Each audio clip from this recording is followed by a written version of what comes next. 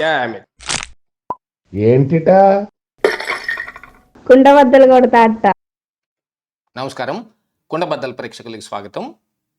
తిరుమలలో police guest house దగ్గర ఖాళీ మద్యం సీసాలు దర్శనమిస్తున్నాయి. ఇదిగో తిరుమల అపవిత్రం అయిపోతుంది. తిరుమల పవిత్రతను చెడగొట్టడానికి ఈ కూటమి ప్రభుత్వం కానీ ఈ పోలీసులు కానీ ఎంత బాగా పనిచేస్తున్నారో చూడండి అని సాక్షిలో కథనాలు రావటం కానీ, దీని మీద భూమన్ కరుణాకర్ రెడ్డి కూడా విచిత్రమైన స్పందన ఇవ్వటం కానీ గత 2 రోజులుగా చూస్తున్నాం. నిన్నటికి నిన్న అసలు సంగతి బయటపడింది. భూమన్ కరుణాకర్ రెడ్డి అడ్డంగా బుక్ అయిపోయాడు. భూమన్ కరుణాకర్ రెడ్డికి సంబంధించిన ఒక వైఎస్ఆర్ కాంగ్రెస్ పార్టీ కార్యకర్త, ఒక సోషల్ మీడియా ఇన్ఛార్జి, దీంతో పాటుగా సాక్షిలో ఫోటోగ్రాఫర్గా పనిచేస్తున్న వ్యక్తి, వీళ్ళందరూ కలిసి ఆడిన ఒక డ్రామాని ఈ రోజున పోలీసులు ఛేదించారు. సీసీ కెమెరా ఫుటేజ్ల ఆధారంగా కావచ్చు, తిరుమల కొండపైకి వెళ్ళడానికి ఫాస్ట్యాగ్లో నమోదైన కారు నెంబర్ కానీ, ఆ నెంబర్ గల కారుని ఎక్కడ ఆపి ఏ విధంగా ఈ సీసాలని ఈ పోలీస్ గెస్ట్ హౌస్ దాకా తీసుకొచ్చారు అనే విషయాల్లో సీసీ కెమెరా ఫుటేజీలు దొరకటం కానీ, వీటన్నిటి దృష్ట్యా చూస్తే ఇది మొత్తం ఒక ప్లాన్ లాగానే కనపడుతుంది. తిరుమలలో ఏదో జరిగిపోతుంది అని అనిశ్చితి నెలకొల్పడానికి జరుగుతున్న ఒక ప్లాన్ లాగానే కనపడుతుంది ఇది. దీని వెనక భూమన్ కరుణాకర్ రెడ్డి ఉన్నాడు అని పోలీసుల అనుమానం అయితే వ్యక్తం చేస్తూ ఉన్నారు.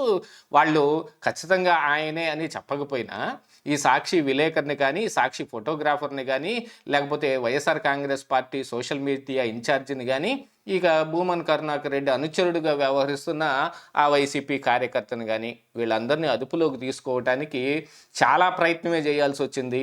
ఒక వ్యక్తి అయితే ఫోన్ పారేసి నా ఫోన్ పోయింది, నాకు ఇక ఎటువంటి ఫోను లేదు అని చెబుతూ పోలీసులకి ఆధారాలు దొరకకుండా చేసే ప్రయత్నం చేశాడు.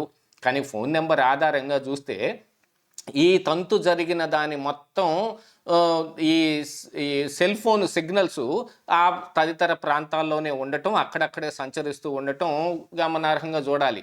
దీంతో పాటుగా ఉపయోగించిన ఆ కారు నెంబరు, దీంతో పాటుగా ఆ కారు ఫాస్ట్యాగ్, ఆ నెంబర్ తోటి అక్కడ నమోదై ఉండటం, అందులోనే ఖాళీ మద్యం సీసాలు తిరుమలకి తీసుకెళ్లారు అని.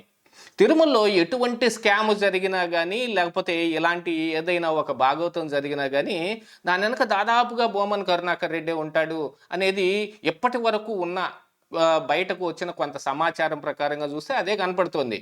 తిరుమలలో ఆయన చెయ్యని గోల లేదు. ఎందుకంటే ఆయన టీటీడీ బోర్డు చైర్మన్గా పనిచేశాడు కాబట్టి అప్పుడు జరిగిన అవకతవకలు, నెయ్యి కల్తీ దగ్గర నుంచి, పరకామణిలో చోరీ దగ్గర నుంచి, గోశాలలో వధ జరుగుతోంది అని ఆయన ఆరోపణలు చేసి దాని మీద అబాసు పాలవటం కానీ, సిట్టు ముందు హాజరై నైలు నదిలో ముసళ్ళు ఎన్నున్నాయి అని అడిగితే నేనేం చెబుతాను అని వ్యంగ్య సమాధానాలు చెప్పటం కానీ, వీటన్నిటి దృష్ట్యా దాంతో పాటుగా ఇక్కడ తిరుమలలో విగ్రహాలకి అపచారం జరిగిపోతుంది అని ఆడిన డ్రామాలు కానీ, ఇవన్నీ చూస్తుంటే ఇది కూడా భూమన్ కరుణాకర్ రెడ్డి చేసి ఉంటాడని ఖచ్చితంగా ఆధారం అయితే ఏది ఇప్పటి వరకు బయటకు రాకపోయినప్పటికీ ఆయన అనుచరుడే ఇది చేసినట్టుగా కనపడుతోంది.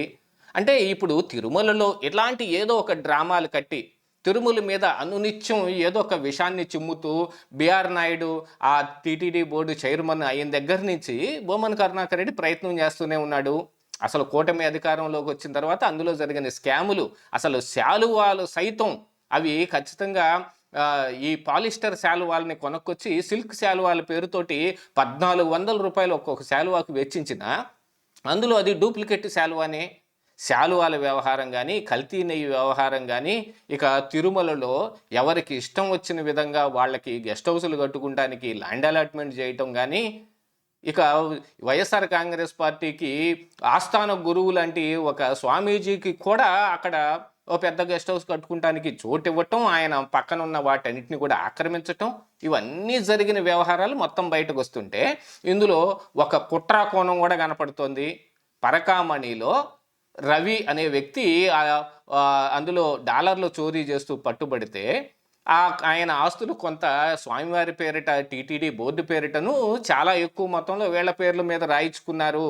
అసలు ఈ వ్యవహారాన్ని ఇక్కడ ఫైనల్ చేయటం కోసం దాన్ని ఆమ్, ఈ కేసు పెట్టిన వ్యక్తి ఎవరైతే ఉన్నారో అప్పుడు ఏవిఎస్ఓగా పనిచేస్తున్న విజిలెన్స్ ఆఫీసర్గా పనిచేస్తున్న సతీష్ కుమారు అనుమానాస్పద మృతి కానీ అది ఖచ్చితంగా మర్డరేనని పోలీసులు కూడా దాని మీద నిగ్గు తేల్చడం జరిగింది.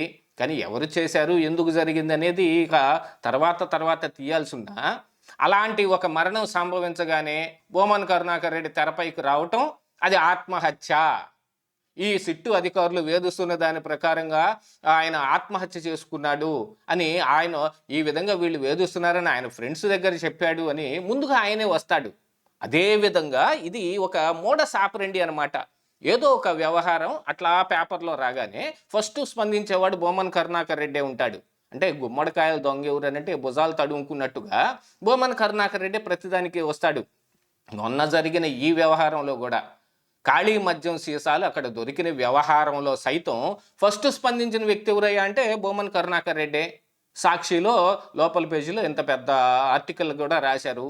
శ్రీవారికి అపచారం జరిగిపోతుంది, ఈ కూటమి ప్రభుత్వం స్వామివారి పట్ల ఏదో అపచారపు పనులన్నింటినీ వ్యవహరిస్తున్నారు. యాక్చువల్గా చూస్తే బోమన్ కరుణాకర్ రెడ్డికి అసలు టీటీడీ బోర్డు చైర్మన్ ఇయటమే పెద్ద అపచారం. గతంలో రాజశేఖర్ రెడ్డి ఈ పని చేశాడు, ఇప్పుడు జగన్మోహన్ రెడ్డి ఈ పని చేశాడని చాలామంది నోళ్ళు నొక్కుంటూ ఉన్నారు. ఎందుకంటే ఫస్ట్ ఆయన రాడికల్గాను, ఆ తరువాత ఆయన కుటుంబంలో పెళ్ళిళ్ళు సైతం క్రిస్టియన్ సంప్రదాయంలోనూ జరగటం. బోమన్ కరుణాకర్ రెడ్డి ఏదో అసలు యజ్ఞాలు యాగాలు చేసి వాజ్పేయి పేరు సంపాదించినంత మహానుభావుడిలాగా ఆయన మాట్లాడుతూ ఉన్నా కానీ ఆయన కుటుంబంలో జరుగుతున్న వ్యవహారం మాత్రం ఇలాగుంది. అసలు ఈ బోమన్ కరుణాకర్ రెడ్డి రాజశేఖర్ రెడ్డి తండ్రి అయిన రాజారెడ్డికి ఒక జైల్లో ఎలాగా వీళ్ళిద్దరి మధ్య స్నేహం కుదిరింది అని అంటే ఈయన రాడికల్ ఉద్యమంలో జైలుకి వెళ్ళటం, అక్కడ రాజారెడ్డితోటి ఈయనకి స్నేహం కుదరటం, ఇత్యాది వ్యవహారాలన్నీ కూడా చాలా రకాలుగా బయటకు వచ్చాయి. అయినప్పటికీ ఇప్పుడు ఈయనంత స్వామీజీ లేరన్నట్టుగా ఈయన మాట్లాడుతుంటాడు. అసలు ఈయన టీటీడీ చైర్మన్గా ఉన్న సమయంలో ఎన్ని అపచారాలు జరిగినాయో, ఎన్ని రకాలైన వ్యవహారాలు జరిగినాయో. బంగారానికి బంగారమే మిస్ అయిపోయింది. ఒక 9 లేయర్లతోటి బంగారు తాపడం చేయిస్తామని చెప్పి దాంట్లో 3 లేయర్తో సర్దిపుచ్చేసి అందులో దాదాపుగా 60-70 కేజీల బంగారాన్ని నొక్కేసిన అది ఎవరు తిన్నారు అని అనుకోవాలి. అలా తింటూ ఉంటే చైర్మన్గా ఉండి ఈయన ఏం చేస్తున్నాడు, అది ఎలాగా తీసుకోవాల్సిన అవసరం ఉంది అనేది కూడా ఇక్కడ ఖచ్చితంగా చూసుకోవాల్సిన అవసరం ఉంది. అంటే యాతావాత చూస్తే బోమన్ కరుణాకర్ రెడ్డి ఖాళీగా లేడు, ఏదో ఒక కుట్ర చేస్తూనే ఉంటాడు అన్నట్టు కనపడుతుంటే దీంతో పాటుగా ఈ సాక్షి విలేకరులు కూడా ఆయనకు తోడయ్యారు.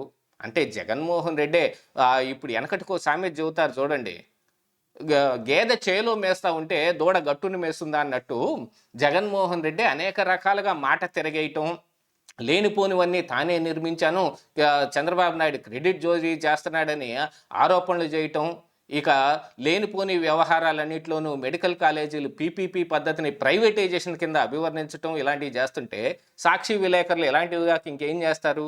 ఇదే ఈరోజు కుండబద్దలు.